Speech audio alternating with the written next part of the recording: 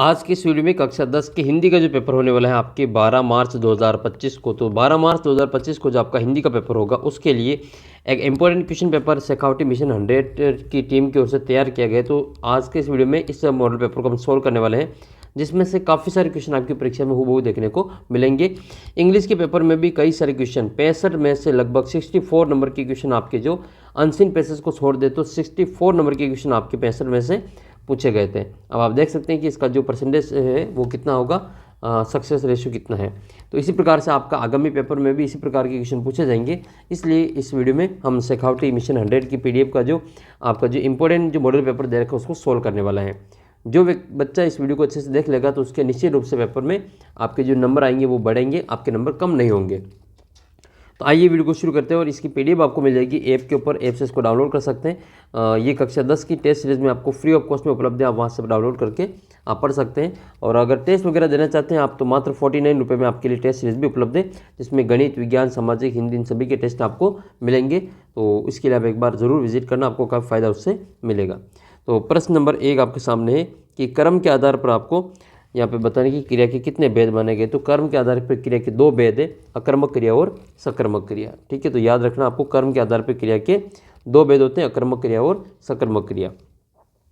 संज्ञा के स्थान पर प्रयुक्त होने वाले शब्द क्या कहलाते हैं। तो संज्ञा के स्थान पर जो प्रयुक्त होने वाले शब्द होते हैं उनको सर्वनाम कहा जाता है। और सर्वनाम की कितने भेद है, तो सर्वनाम के बच्चों 6 भेद है, 6 ही भेद आपके नाम याद रखना है। ठीक है, और संज्ञा की कितने भेद है, तो संज्ञा के आपके 3 भेद है, व्यक्तिवाचक, जातिवाचक और भाववाचक संज्ञा। अगला प्रश्न आपके ये है कि पंडिताइन शब्द में आपको प्रत्यय बताना है। तो प्रत्यय क्या होते हैं, जो शब्द के अंत में लगकर उसके अर्थ में परिवर्तन कर देते हैं उसको प्रत्यय कहा जाता है। तो पंडिताइन में आइन प्रत्यय हो जाएगा, तो इसका उत्तर होगा आइन। स्वागत का आपको सही संधि विच्छेद करना है। तो स्वागत में आपकी यण संधि है, कौन सी संधि है, यण संधि है। और यण संधि में आपको याद रखना है स्वागत का संधि विच्छेद क्या होगा, सु प्लस आगत होता है। क्या होता है, सु प्लस आगत होता है स्वागत का संधि विच्छेद। तो सु प्लस आगत जो है आपके ऑप्शन नंबर अ में दे रखा है, ये इसका करेक्ट आंसर हो जाएगा। इसी प्रकार से आपको स्वच्छ का याद रखना है, स्वच्छ, तो सु प्लस अच हो जाएगा, सु प्लस अच हो जाएगा।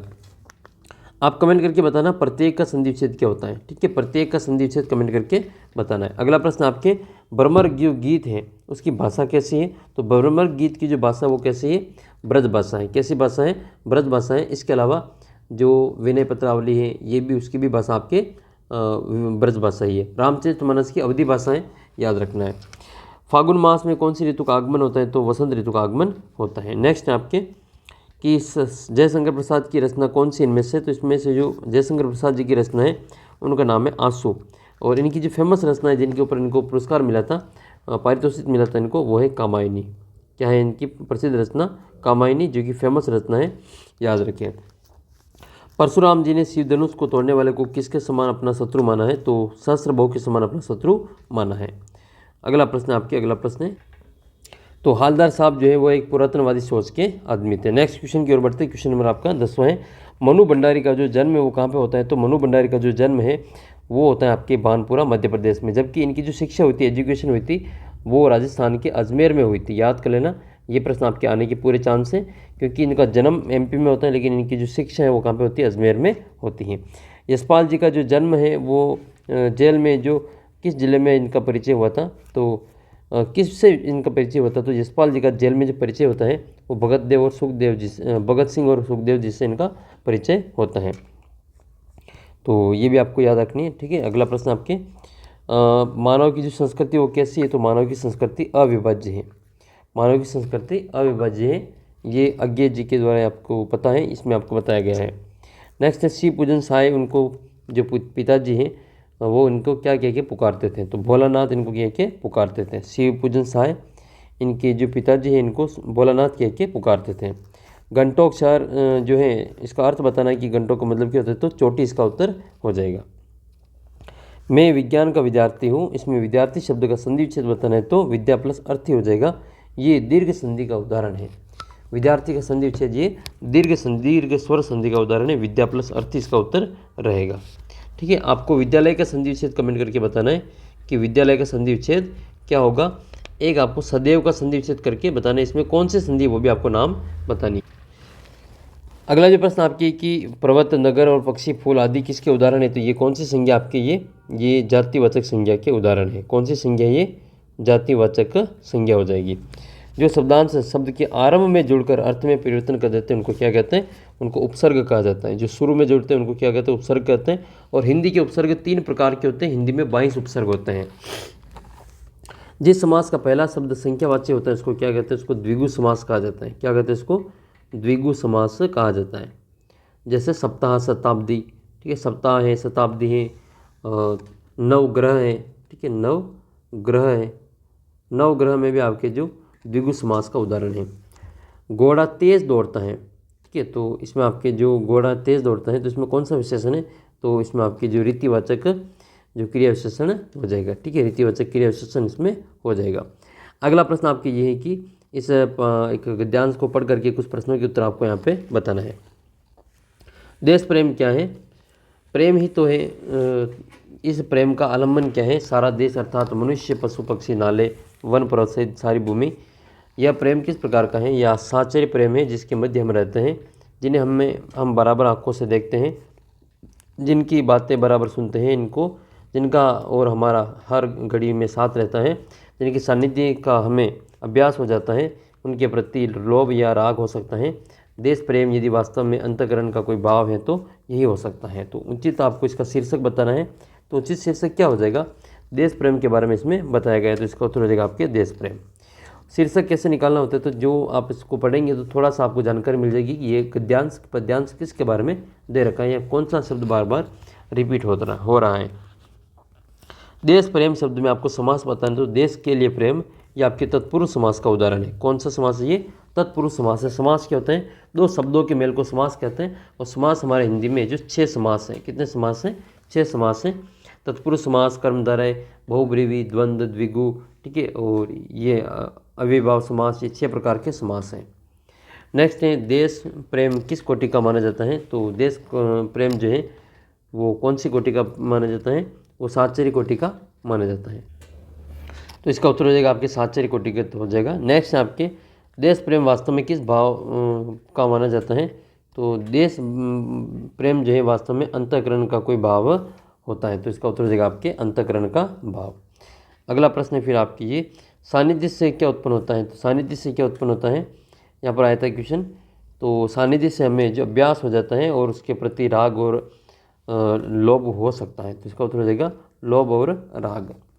फिर आपके एक अपठित काव्यांश आएगा जिसको पढ़ करके कुछ प्रश्नों के उत्तर देना है।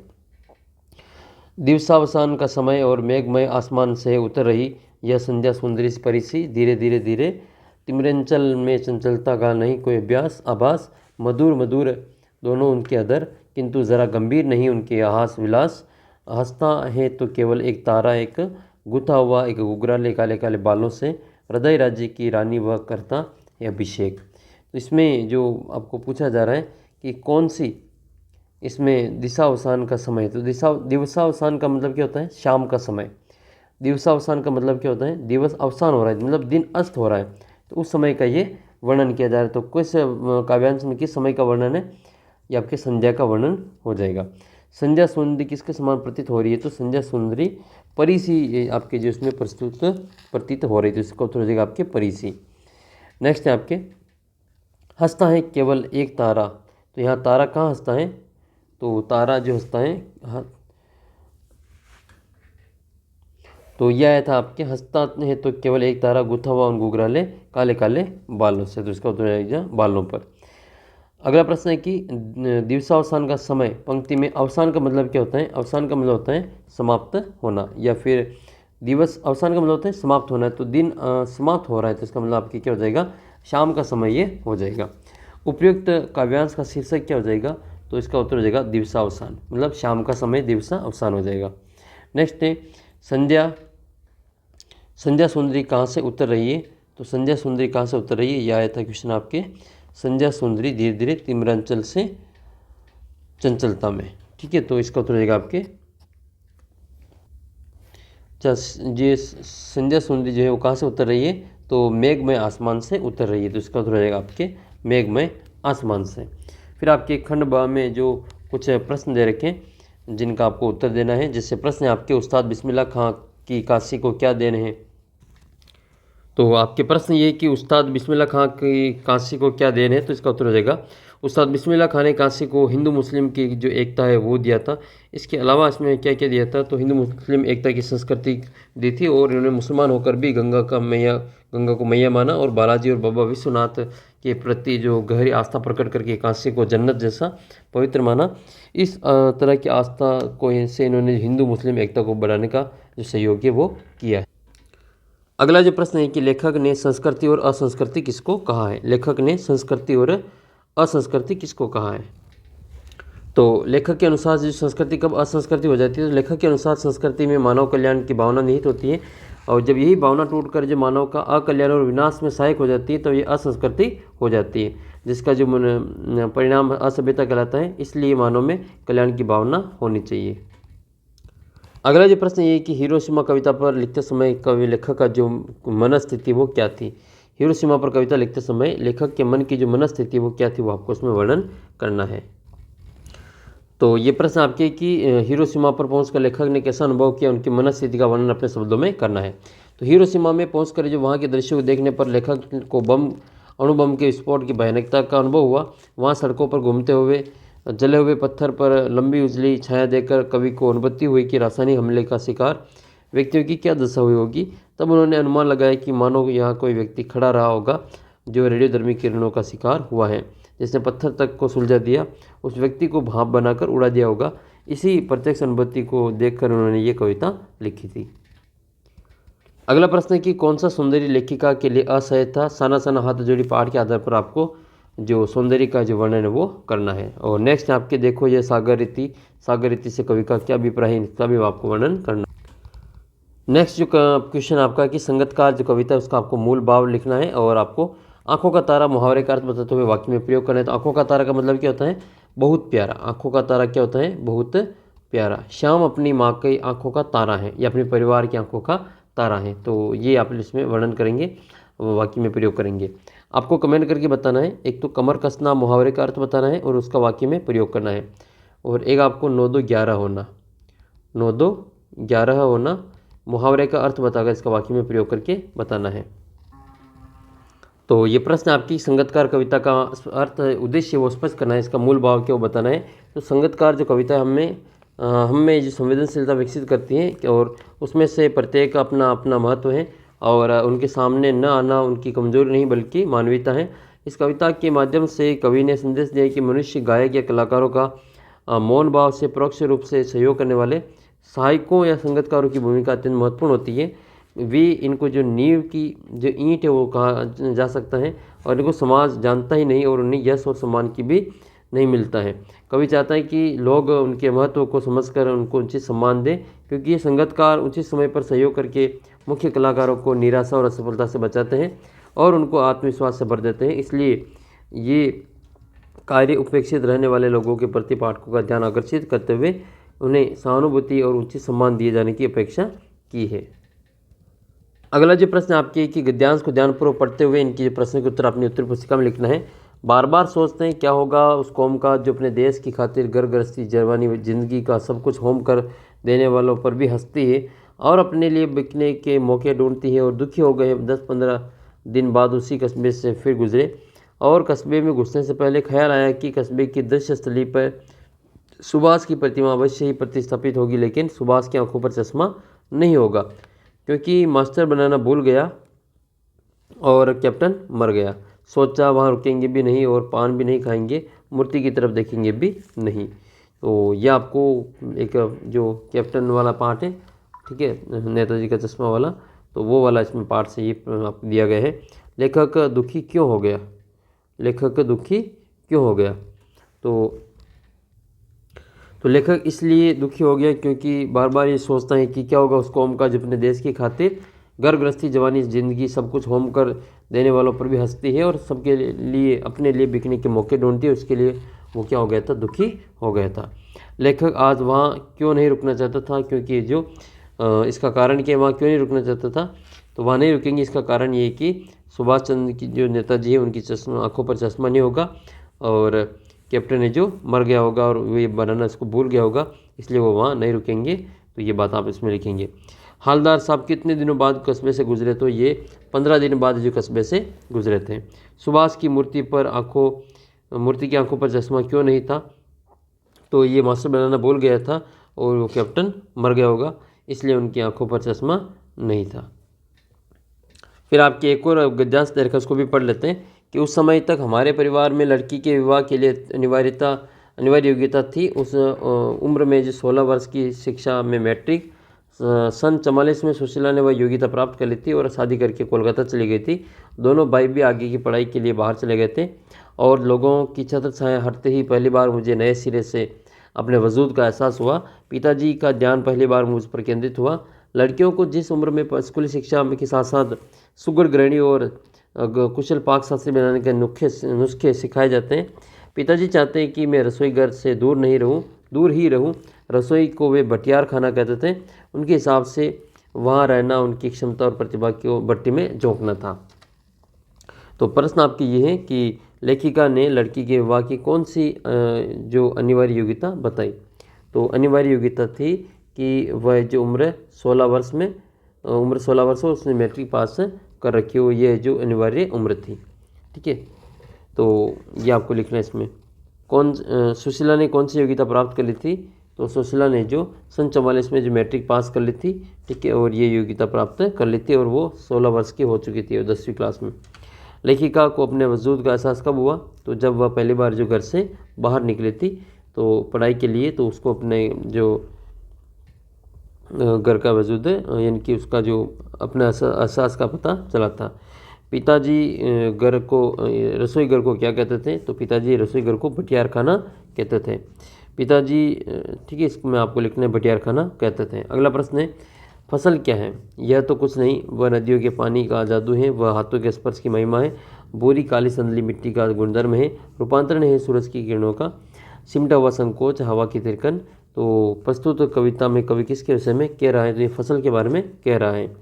फसल किसके हाथों की स्पर्श महिमा है? तो ये भाई जो किसान है उसके स्पर्श हाथों की महिमा है। नेक्स्ट है, रूपांतर सूजन में क्या आशय है?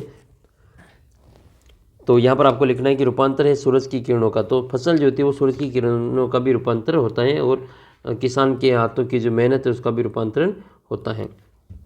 फिर आपको बताना है अगला प्रश्न कि फसल के किन किन तत्वों का कवि ने इस पद्यांश में वर्णन किया है? तो उसमें आपके जो सूर्य की किरणें हैं, नदियों के पानी है, ठीक है, काली बुरी संदली मिट्टी है, इन सभी का वर्णन इसमें किया है। ये फिर इसके अथवा में दे रखा है कि बादल गरजो, घेर घेर गौर गगन, गारा गरगो, ललित ललित काले घुंघराले, बाल कल्पना से पाले, विद्युत छवि उर में और कवि नवजीन पाले, वज्र छिपा नूतन कविता फिर भर दो बादल गरजो। तो इसमें बादलों को किसकी है जो तुलना की गई है? इस कविता में बादल की तुलना किससे की गई है? तो एक बाल कल्पना से की गई है, छोटे बच्चे से उनकी कल्पना की गई है। किसके हृदय में विद्युत छवि है? तो जो कवि है उनके हृदय में विद्युत छवि है। कवि को नवजीवन देने वाला क्यों बताएं? तो कवि को नवजीवन देने वाला इसलिए बताया गया है कि क्योंकि कवि जो कविताओं के माध्यम से अपने जो वो समाज को जो नई दिशा देता है। ठीक है, अगला प्रश्न है फिर आपके कि लेखिका पड़ोस कल्चर विहीन समाज को संकुचित और असहाय और सुरक्षित क्यों मानती हैं? तो आपके एक प्रश्न है ये कि लेखिका अपने पड़ोस कल्चर विहीन समाज को संकुचित क्यों मानती है? तो लेखिका पड़ोस कल्चर विहीन समाज को संकुचित, असहाय और सुरक्षित इसलिए मानती है क्योंकि पड़ोस कल्चर में विहीन समाज में जो साथ मिलजुल कर रहना, एक दूसरे के साथ सुख दुख में साथ देना, लेन देन करना, दिन त्यौहार मनाना, अड़ोस पड़ोस को अपना परिवार मानना, उनके साथ वार्तालाप करना आदि स्वभाव देखने को नहीं मिलते हैं।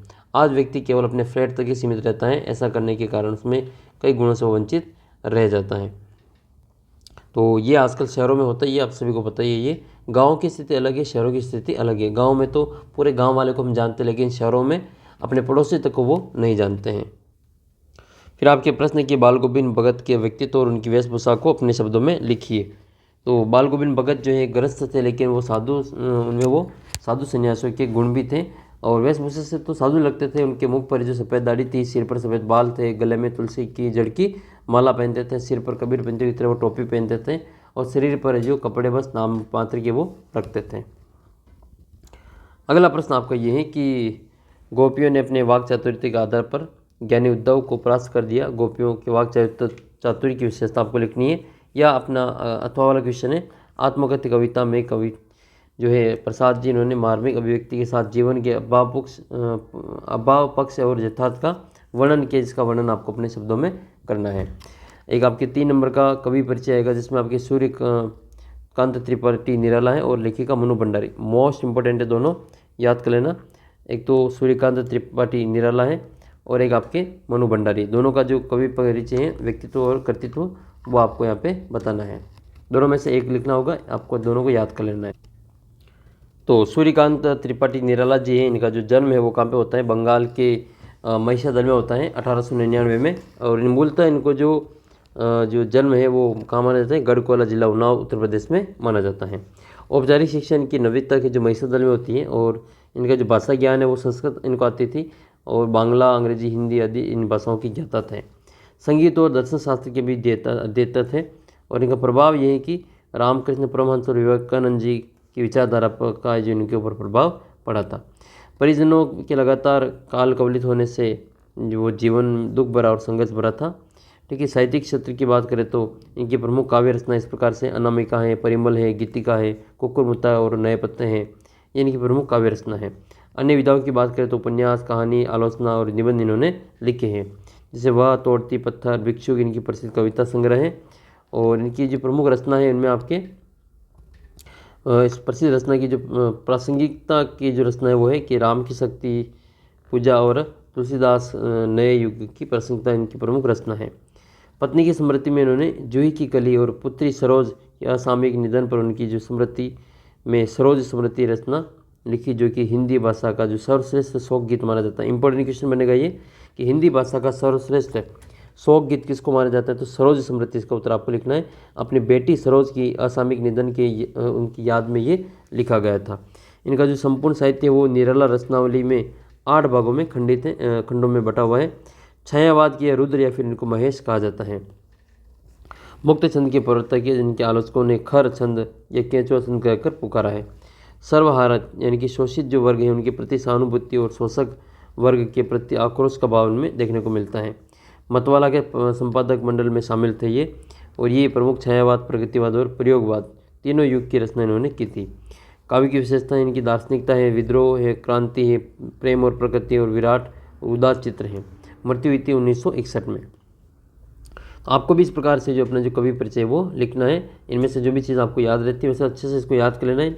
एक तो इनका जन्म कहाँ होता है, शिक्षा कहाँ पे होती है, भाषा कौन सी जानते थे, कौन कौन सी रचना है, शिक्षा दीक्षा वगैरह सारी चीज़ आपको उसमें लिखनी होती है। तो फिर बात कर लेते हैं हम इसमें मनु भंडारी की, तो बहुत इंपॉर्टेंट है मनु भंडारी भी। एक कहानी यह भी इनके रचनाकार हैं ये, और इनका जो जन्म है वो भानपुरा जो मध्य प्रदेश में आता है, मंदसौर में, वहाँ पे इनका जन्म होता है। लेकिन इंटर तक की शिक्षा इन्होंने जो अजमेर राजस्थान में प्राप्त करी थी। उनका कहानी का जो संग्रह है वो आपके एक प्लेट सैलाब है, मैं हार गई और मैं यही सच है और त्रिशंकु। इनका उपन्यास है आपका बंटी और महाभोज। इनका उपन्यास क्या है, आपका बंटी और महाभोज। आत्मकथ्य एक कहानी, यह भी इनकी आत्मकथ्य हैं। फिर आपके जो अगला प्रश्न है कि इबादत नौबत खाने में इबादत पाठ में किसके जीवन चरित्र पर प्रकाश डाला गया, इनको विस्तार से वर्णन करना है। और माता का अंचल पाठ में बच्चों को जो दुनिया रची गई वो अपने बचपन की दुनिया से किस तरह भिन्न है उसका वर्णन करना है। इसके बाद में फिर आपके ये तो आपको बता देंगे नौबत खाना वाला, तो ठीक है, बिस्मिल्लाह खां के बारे में ये बताया गया है। फिर आपके इंपॉर्टेंट निबंध कौन कौन से, तो विद्यार्थी जीवन में नैतिक शिक्षा की उपयोगिता है, और राजस्थान में गहराता जल संकट है, साइबर अपराध के बढ़ते कदम है, पर्यावरण प्रदूषण कारण एवं निवारण। फिर आपके अगला प्रश्न ये कि स्वयं को अशोक कुमार मानते हुए अपने प्रिय मित्र को जन्म दिवस के उपलक्ष्य में बधाई पत्र लिखना है, या फिर अपने को राजकीय उच्च माध्यमिक विद्यालय सीकर का छात्र मानते हुए प्रधानाचार्य जी को शैक्षिक भ्रमण पर ले जाने के लिए एक प्रार्थना पत्र लिखना है। तो अपने मित्र को जो जन्म दिवस के उपलक्ष्य में एक बधाई पत्र लिखना है, तो इस प्रकार से है। सबसे पहले ऊपर आपको अपना एड्रेस लिखना है, दिनांक लिखनी है, और अपना प्रिय मित्र का नाम लिखना है। प्रिय मित्र नवीन, सप्रेम नमस्ते। कल तुम्हारा पत्र मिला, तुमने अपने जन्म दिवस के अवसर पर आयोजित पार्टी में मुझे सम्मिलित होने के लिए लिखा है। मैं इस अवसर पर अवश्य आना चाहता था, परंतु माताजी का स्वास्थ्य खराब होने के कारण आने में असमर्थ हूँ। मैं तुम्हारे जन्मदिवस पर शुभ अवसर पर तुम्हें बधाई देता हूँ।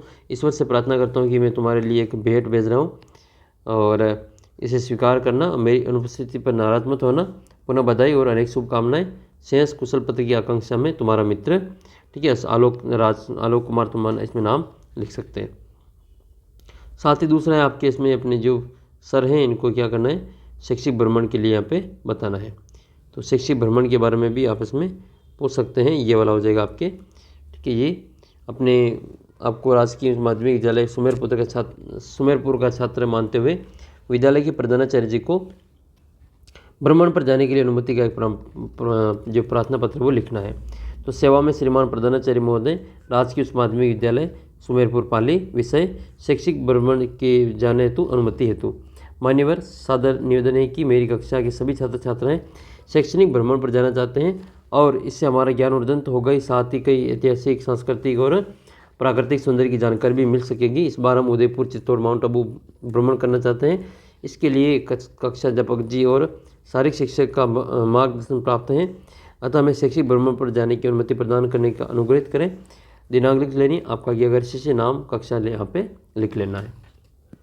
फिर आपके एक विज्ञापन आएगा 20वें प्रश्न में, रेड क्रॉस सोसाइटी की ओर से रक्तदान शिविर का आयोजन किया जा रहा है। तो सोसाइटी की ओर से एक विज्ञापन तैयार करना है। ये इसके अथवा में है आपके स्वास्थ्य विभाग की ओर से डेंगू की नियंत्रण हेतु चलाया जाने वाला एक अभियान के चेतावनी के लिए आपको एक विज्ञापन तैयार करना है।